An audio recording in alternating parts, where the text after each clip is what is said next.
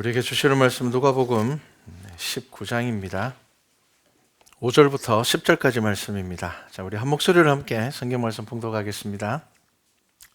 예수께서 그곳에 이르사 쳐다보시고 이르시되 삭개오야 속히 내려오라.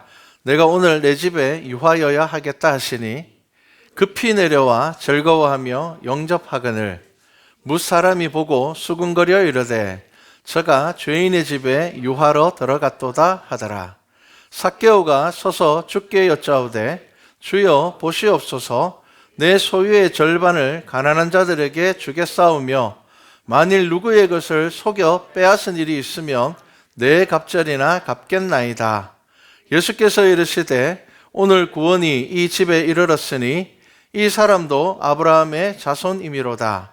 인자가 온 것은 잃어버린 자를 찾아 구원하려 함이니라. 아멘. 자, 영접하는 믿음입니까? 라는 제목으로 오늘 본문 말씀을 함께 보겠습니다.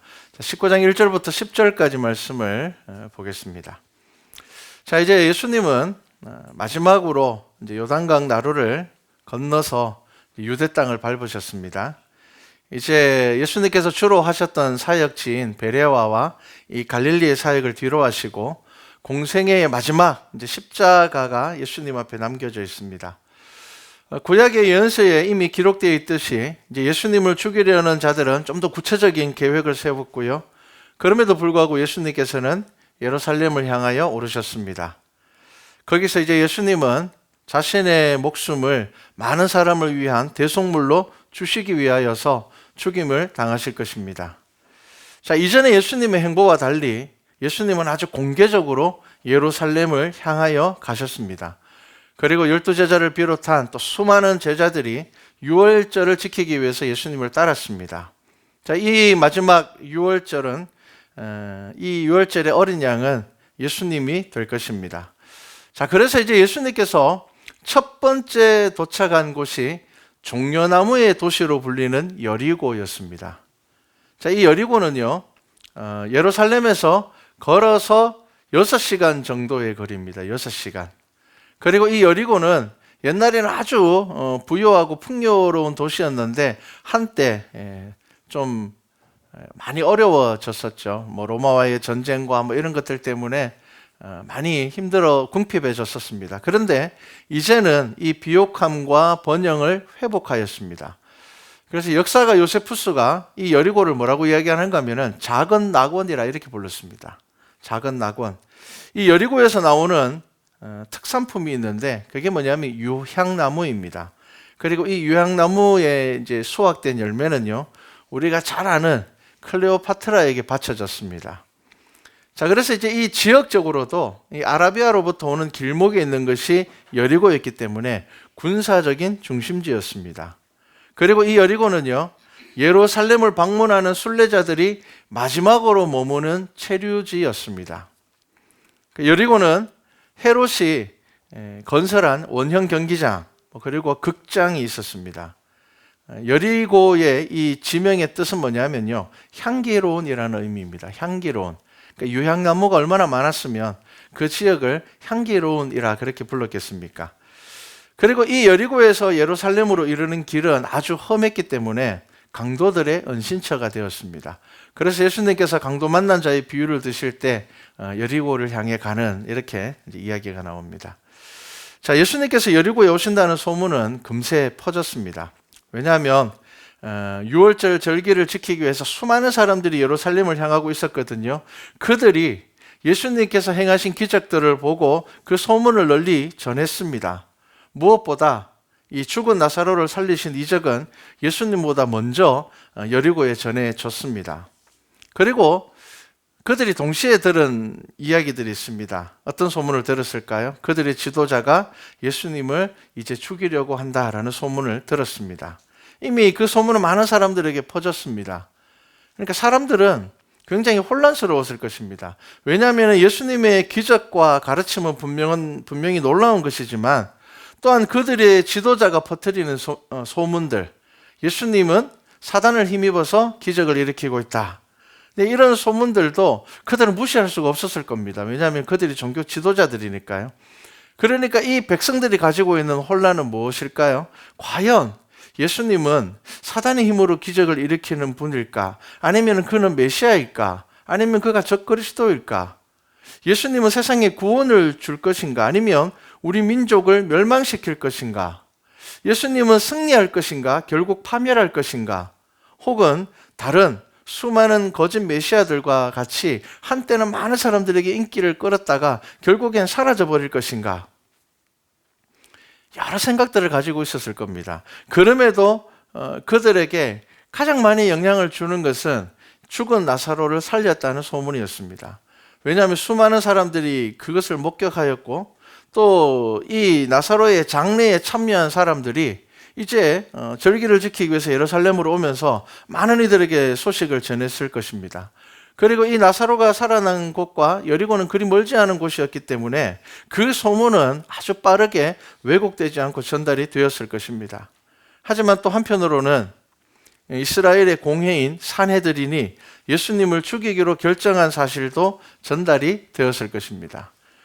요한복음 11장 56절과 57절 말씀에 그들이 예수를 찾으며 성전에 서서 서로 말하되 너희 생각에는 어떠하냐? 그가 명절에 오지 아니하겠느냐 하니 이는 대제사장들과 바리새인들이 누구든지 예수 있는 곳을 알거든 신고하여 잡게 하라 명령하였음이라라. 자, 이 6월절에 사람들의 관심사가 뭐라고요? 야, 예수님이 과연 6월절 절기 지키러 올까? 왜냐하면 지금 산헤드린 공회에서 예수님을 붙잡아서 죽이려고 한다는 것을 이미 명령으로 내렸단 말이에요. 그러니까 사람들이 이야기하는 겁니다. 올 거야. 그래도 올 거야. 어떤 사람들은요, 안 올 거야. 오면 죽을 텐데. 죽을 거 뻔히 알면서 예수님이 올까? 오지 않을 거야. 그렇게 이야기를 합니다. 그런데 예수님은 그것을 피하지 않으시고 마지막 6월절을 위하여서 지금 예루살렘을 향하여 가시는 중입니다. 지금 이 예수님의 행보는요, 모든 사람들의 관심입니다. 지금 모든 사람들이 도대체 예수님이 예루살렘으로 올까? 어디쯤 왔을까? 누구와 함께 올까? 여러분, 그것이 그들의 최대의 관심사였습니다. 자, 그래서 절기 때 예루살렘을 향하여서 가는 순례자들을 환영하는 것은 여리고에서는 늘 있던 일입니다. 많은 순례자들이 오니까요, 사람들이 환영합니다. 자, 그런데 이번에는 아주 특별합니다. 사람들은 호기심과 분노로 혹은 어떤 기대를 가지고 어린아이, 어른, 남자와 여자 모두가 나와서 이 순례자들을 환영하였습니다. 왜요? 혹시 예수님이 오실까? 정말 예수님이 오실까? 자, 예수님이 여리고에 묵으실지 아니면 그냥 지나가실지 무엇 하나 확실한 건 없습니다. 하지만 모든 사람들이 나와서 환영하였습니다. 자, 그런데 그곳에 환영을 받지 못하는 한 사람이 등장을 합니다. 누구입니까? 그는 세리장이며 조세와 관세를 징수하는 책임자입니다. 그냥 세리가 아닙니다. 세리장입니다. 자, 그의 이름은 뜻은 삭개오라는 이름은요, 의로운 자, 순수한 자라는 뜻입니다. 그런데 많은 신학자들은 이것을 그의 본명으로 생각하지 않습니다.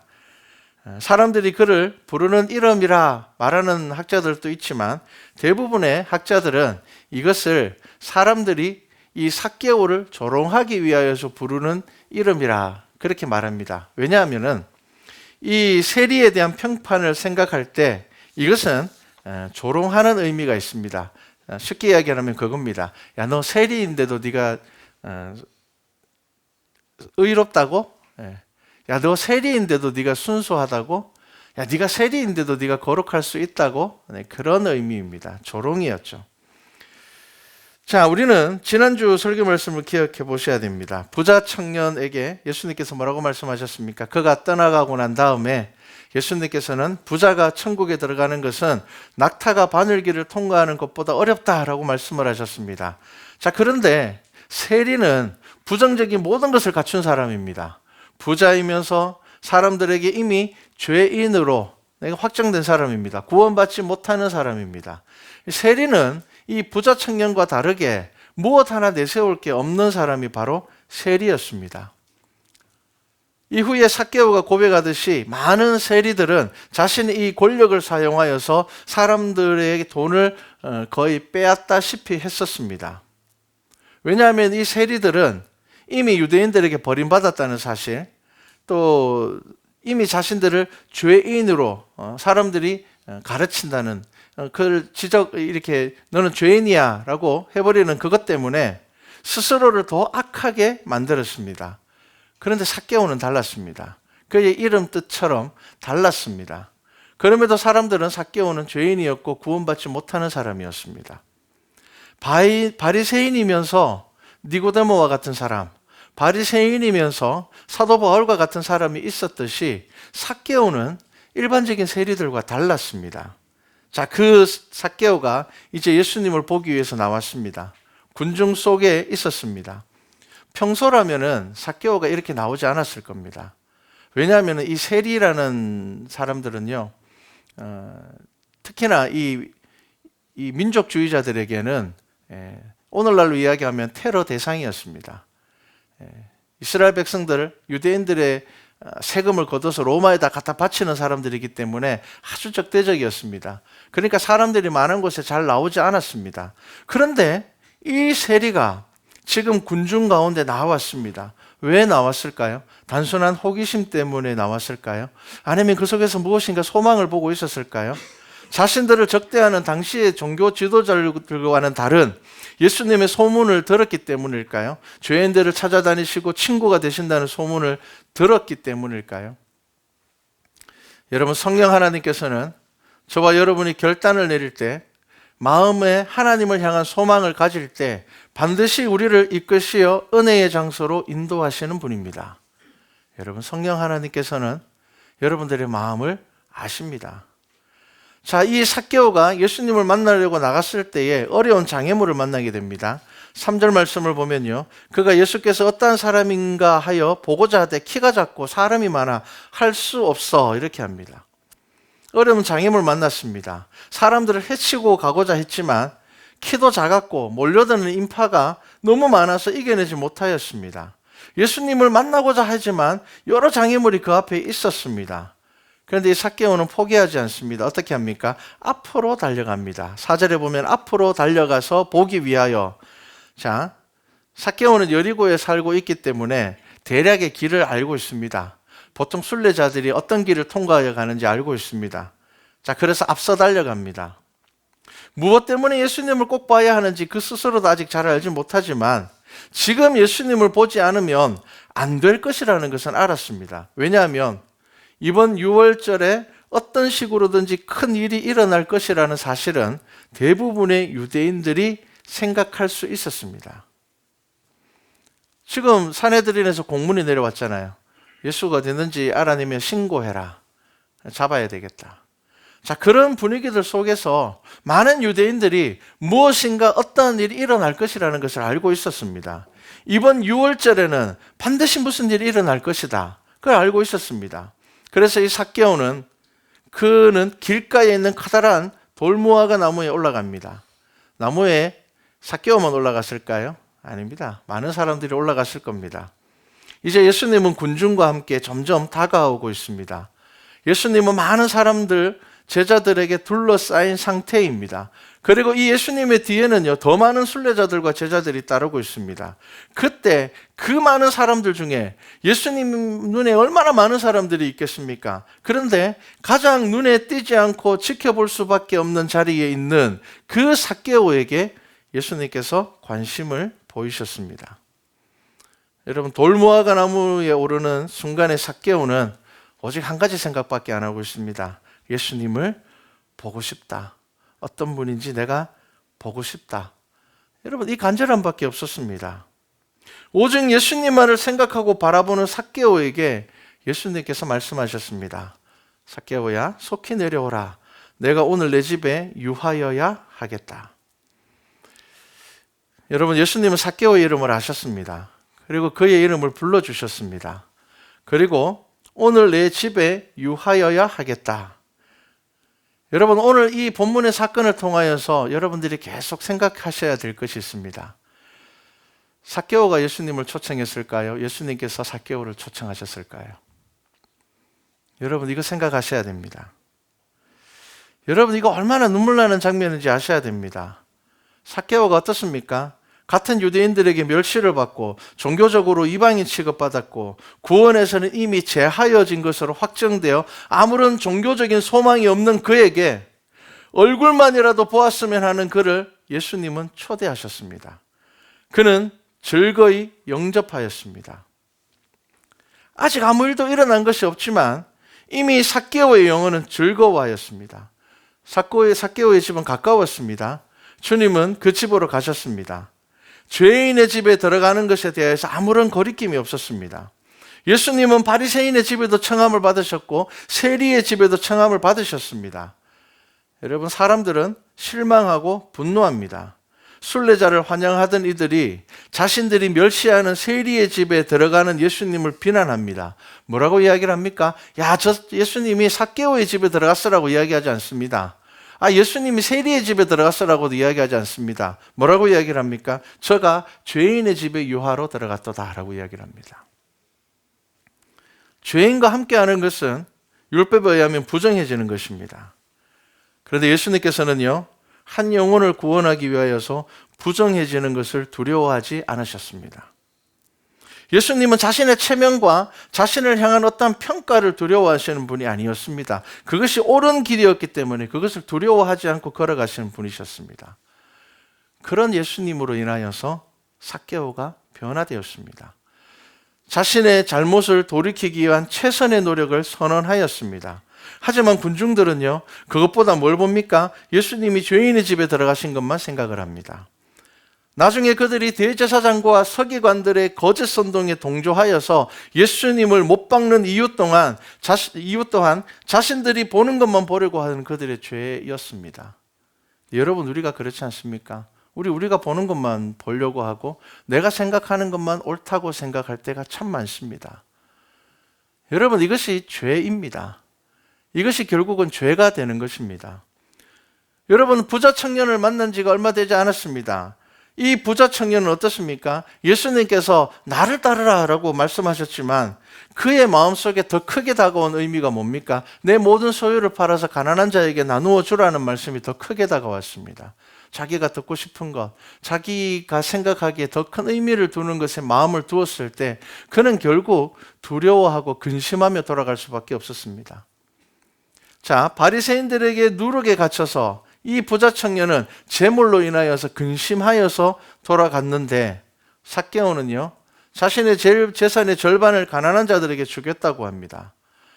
바리새인들이 전 재산의 5분의 1 이상을 기부하는 것을 불법이라 선언한 것을 생각한다면 삭개오는 바리새인이 누리기 없는 자였습니다. 그냥 그 자리에서 선언합니다. 제 재산의 절반을 가난한 자에게 나눠주겠습니다. 여기서 끝나지 않습니다. 그리고 누군가를 속여서 빼앗은 것이 있다면 네 갑절을 갚겠습니다 라고 이야기를 합니다. 여러분, 이것은 구약 성경 모세의 율법에 의하면요, 도둑질한 것에 대한 보상이 네 갑절이었습니다. 지금 삭개오가 무슨 이야기를 하는가 하면요, 내가 정당하지 않은 돈을 취한 것이 있다면 내가 다른 세리들처럼 내가 이 세리라는 권력을 통하여서 내가 다른 사람의 물건을 강탈한 것이 있다면, 내가 강도와 같은 마음으로 한 행동이 있다면 제가 네 갑절을 갚겠습니다 라고 이야기를 합니다. 자, 삭개오의 재산은 대부분이 세금을 거둔 곳에서 만든 것임을 감안한다면 여러분, 이것은 세리인 삭개오의 회개입니다. 말로만 하는 회개가 아닙니다. 예수님 저희 집에 오셔서 너무 감사합니다. 여러분, 이것이 아니었습니다. 저 예수님 믿습니다. 여러분, 이것이 아니었습니다. 그의 회개는 말로만 하는 회개가 아니라 진실된 회개였습니다. 그의 삶의 방향이 바뀌어져 버렸습니다. 유대인들에게 의하여서 강도라 불리워지던 세리가 선을 베푸는 자가 되었고요. 오히려 유대인들에게 존경받던 이 청년은 근심으로 돌아갔습니다. 여러분, 이 성경의 말씀들을 우리가 잘 기억해야 됩니다. 우리는 부자 청년이 딱 한 가지 부족한 게 있었습니다. 그런데 그 한 가지 부족한 것이 그에게는 근심이 되었습니다. 근데 세리는요, 자랑할 거 하나도 없었습니다. 세리는 뭐 내세울 것도 없었습니다. 그는 예수님 앞에 나갈 수도 없었기 때문에 돌모아나무에 올라가서 그냥 예수님이 어떤 분인지 얼굴만이라도 보자라고 생각했던 그 세리 삭개오는요, 어떻게 해요? 기쁨으로 예수 그리스도를 영접하게 됩니다. 자, 여러분, 예수님은 저와 여러분들에게 분명하게 이렇게 교훈하십니다. 오늘 구원이 이 집에 이르렀으니 이 사람도 아브라함의 자손이라. 여러분, 유대인들은 스스로를 아브라함의 자손이라는 자부심으로 살았습니다. 지금도 유대인들은 그렇습니다. 아브라함의 자손이기 때문에 하나님에 의하여서 특별한 혜택을 받는 민족이라는 것을 의심하지 않았습니다. 그런데 그 자부심이 교만이 되어서 이방인을 정죄하고 행위로 거룩으로 사람을 판단하고 참된 아브라함의 자손과 그 축복의 자리를 잃은 자들을 분리하였습니다. 그리고 그들을 죄인으로 정하고 구원받지 못할 자들이라 규정하였습니다. 그래서 세리와 창기와 문둥병자와 가난한 자들, 고아와 과부를 그들은 그렇게 대했습니다. 은근한 질책과 조롱이 있었습니다. 그 속에. 하지만 예수님은 그들을 찾아가셨고 그들에게 구원을 선포하셨으며 오히려 당연히 자신들은 가장 먼저 구원받을 것이라 의심하지 않는 유대인들을 책망하셨습니다. 때로는 그들을 독사의 자식이라고 저주하셨습니다. 여러분, 우리는 성경을 통하여서 그냥 나는 뭐 남들보다 더 나아, 그래도 나는 믿음이 있는 사람이야, 여러분 그렇게 생각하시면 안 됩니다. 하나님의 말씀을 통하여서 하나님께서 지금 예수 그리스도께서 저와 여러분들에게 무슨 말씀을 하시는지를 보셔야 됩니다. 여러분, 믿음은 무엇입니까? 남을 보는 것이 아니라 나를 보는 것입니다. 믿음의 초보일 때는 남을 자꾸 보게 됩니다. 정죄하게 됩니다. 하지만 믿음이 깊어지면요, 다른 사람의 부족함을 보아도 나를 보게 됩니다. 아, 내가 이런 모습이 있구나. 저 사람에게 저런 모습이 있다면, 저 사람은 자기가 저런 걸 잘 몰라 스스로. 그러면 나도 내가 스스로 모르는 게 분명히 있겠구나. 나는 내가 옳다고 생각하지만 분명히 내 삶 안에는 내가 모르는 것이 있겠구나. 나의 부족함과 연약함이 있겠구나. 내가 보지 못하는 무엇인가를 다른 사람들은 보고 있겠구나. 여러분, 믿음이 깊어질수록 어떻게 된다고요? 예수님의 말씀대로 우리는 더 낮아지게 될 것입니다. 바리새인의 누룩은 끝없는 정죄와 자기만족이 있습니다. 이 두 가지가 다 문제입니다. 정죄입니다. 나를 남들보다 훨씬 대단한 사람으로 생각하고 그래도 나는 저 사람보다 믿음이 좋아라고 생각하고 그 다음에는요, 자기만족입니다. 나는 괜찮아. 하지만 예수님의 마음은 잃어버리는 자를 찾아 구원함에 있다는 것을 아셔야 됩니다. 여러분, 신앙생활을 오랫동안 했으면서도 혹은 교회를 다니면서도 나의 신앙이 늘 제자리에 있을 때 여러분들 생각하셔야 됩니다. 내게 이 삭개오와 같은 예수님을 진정으로 영접하려는 마음이 있는가 보셔야 됩니다. 간절한 마음이 있는지 보셔야 됩니다. 그냥 멀리서 구경하는 것으로 만족하면서 살아가고 있다면 여러분, 예수 그리스도를 만날 수가 없습니다. 삭개오에게는 예수님을 영접하고자 하는 믿음이 있었습니다. 여러분, 저와 여러분들에게 이 믿음이 있는지를 보셔야 됩니다. 부자 청년은 근심하고 돌아갔지만 삭개오는 기뻐하였습니다. 그는 예수님이 자기 집에 오신 것만으로도 좋았습니다. 예수님이 어떤 분입니까? 사람들이 불평하고 조롱하고 오해하여도 잃어버린 양을 찾아가는 분이셨습니다. 그런데 우리는 어떻습니까? 우리 체면 생각하고 나의 이미지를 생각하고 내 감정에 치우쳐 남들에게 인정받는 자리만 좋아하고 있지 않습니까? 우리가 예수님을 영접할 때에 기꺼이 예수님은 우리의 삶을 인도하시는 분입니다. 여러분, 그 예수 그리스도를 믿으셔야 됩니다. 사람의 가로막혀 포기하시면 안 됩니다. 돌무화과 나무 위에라도 올라가서 예수님을 만나야 되겠다는 간절함이 있어야 되는 것입니다. 이것이 영접입니다. 여러분, 제가 아까 설교를 시작하면서 이야기를 했습니다. 삭개오가 예수님을 영접했을까요? 예수님이 삭개오를 영접했을까요? 여러분, 우리는 영접을 어떻게 생각합니까? 내가 있는 이곳에 예수님을 모셔오는 것을 영접이라고 생각하죠. 그런데 여러분, 성경이 그렇게 말하고 있습니까? 아닙니다. 겉으로 보기엔 그렇게 보일지라도 우리가 하나님의 말씀 안으로 들어가는 것이 여러분, 그것이 영접입니다. 예수님께서 저와 여러분을 영접하고 있다는 것을 아셔야지 여러분들이 예수 그리스도를 만날 수가 있게 됩니다. 내가 예수님을 영접하는 사람이라고 생각하고 내가 예수님을 초청하는 사람이라고 생각한다면 여러분, 우리는 예수 그리스도를 온전히 만날 수가 없게 됩니다. 많은 무리가 예수님을 따르고 있는데 굳이 그냥 멀리서 그냥 예수님 지나가는구나 그렇게 보면 되지, 내가 꼭 예수님을 봐야 될까? 여러분, 이것은 믿음이 무엇인지 모르는 것입니다. 봐야 됩니다. 여러분, 돌 무화과 나무 위에 올라가서라도 봐야 됩니다. 그리고 내가 영접해야 되는 것이고 내가 구원받아야 되는 것입니다. 여러분, 삭개오의 믿음이 있습니까? 여러분, 그 간절함을 가지고 계십니까? 삭개오가 영접한 것처럼 보이지만 예수님께서 삭개오를 영접하신 것입니다. 요한복음 14장 3절에 보면 우리가 잘 아는 말씀이 있습니다. 가서 너희를 위하여 거처를 예비하며 내가 다시 와서 너희를 내게로 영접하여 나 있는 곳에 너희도 있게 하리라. 여러분, 뭐가 영접일까요? 내가 있는 곳에 예수님을, 나의 생각과 나의 고집은 그대로 있으면서 내가 가지고 있는 것 아무것도 바뀔 생각도 하지 않고 바꿔야 되겠다는 결단도 하지 않고 나의 삶에서 조금의 불편함도 감당하지 못하면서 그냥 예수님을 나의 자리로 모시는 것이 영접함일까요? 아닙니다. 성경은 분명히 뭐라고 말씀하십니까? 예수님께서 말씀하십니다. 내가 다시 와서 너희를 내게로 영접하여 나 있는 곳에 너희도 있게 하리라.